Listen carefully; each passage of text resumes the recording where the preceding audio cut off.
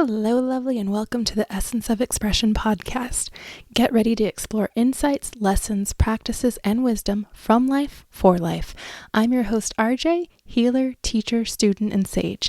I'm excited and honored to have you with me on this journey. Let's dive in. What if a few cards could help you reconnect with yourself and set the tone for the month ahead?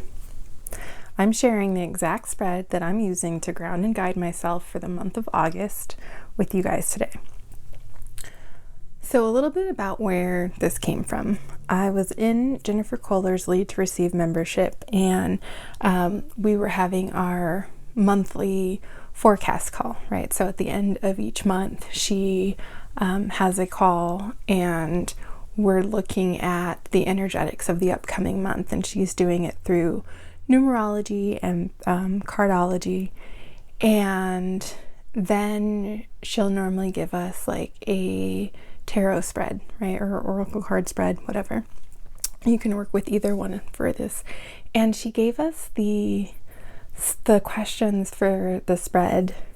And instantly I was like, I need more, because I'm extra like that. And I like to go deep. And that going deep is actually what really helps me be a potent coach and a potent healer. And so instantly, like, she was like, here's the 3-card spread. And my mind was like, 9 cards. So I want to share what that spread looks like with you so that you guys can use it. And I also want to encourage you to adapt it and change it as you see fit, right? That's part of when we're working with things like cards and when we're being introspective. Learning to trust ourselves is part of that process. And one of the ways that that shows up is not being so rigid and strict that we're like, oh, I have to follow this thing the exact way it was given to me, when there's an inner knowing and an inner nudge that is calling you to do it different, right? So if you, while you're listening to this, get a nudge or a call to change something, do it different, add another question, add another card, whatever the case is, I encourage you to follow that, because that's part of what helps us build and deepen our relationship with ourselves, and it's part of what helps strengthen that intuition, right? That inner knowing, and helps that guidance become louder. Because the thing that has caused us to lose that, if we're still in a place where we've disconnected, we've lost that, or we feel that we've lost that, is that place of constantly ignoring it, constantly quieting it down, and choosing the external world and what other people are saying and what's being fed to us over that internal whisper. So that being said, this is a 9-card spread. I'm going to share it as I did it. And so the first card that you're going to pull is, the question is, what is top of mind? Okay. Then the second card you're going to pull, and that is going to lay below and to the left of your first card, is, what do I need?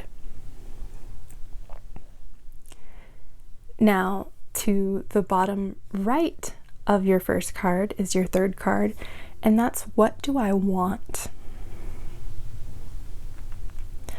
And then next to your third card, and you're going to leave a space for another card in between your third and your fourth card. The fourth card is, what do I desire? The fifth card is going to, so now you have a top row that has 1 card, you have a second row that has 3 cards. Under that middle card in the second row, which is the what I want card, you're going to put the 5th card, and the 5th card is, what underlying belief is present in this want? So what underlying belief, and it's a belief that's rooted in lack. So I actually did it as what underlying belief rooted in lack is under this want. Okay. Then your 6th card is going to go under your 5th card. And that question is, how do I release the fear behind that belief? So card 7 is going to go next to the fear card. It's going to go to the left of the fear card. And it's, how do I get what I need? Your 8th card is going to go to the right of the fear card, and it's, how do I get what I desire? And then your 9th and final card is going to be placed next to the right of the card at the top. So it's going to the right of the top of mind card, and that is, what do I need to sit with this month? So you'll have 1, 2, 3, 4. You'll have 4 rows. The top row will end up having 2 cards. The second row has 3 cards. The third row has 1 card. The fourth row has 3 cards. And that's what that spread will look like. But sit with these questions. And the way I go about this whenever I'm usually pulling cards for myself and for self-reflection is this. So I will pull my cards. I will pull all the cards that I'm going to pull. Again, for me, I'm extra, so sometimes I won't do a card pull with a single deck. Sometimes I have multiple decks that want to come to play, and sometimes I know that ahead of time. Other times it's as I'm asking the question, a deck will come to mind, and I will go ahead and grab that deck and pull the card from that particular deck that came up for me as I'm asking the question. So for this month, I actually did do multiple card decks in this pull. You can do it in one, it's fine. Just make sure you have a larger deck if you're going to do it with one deck, right?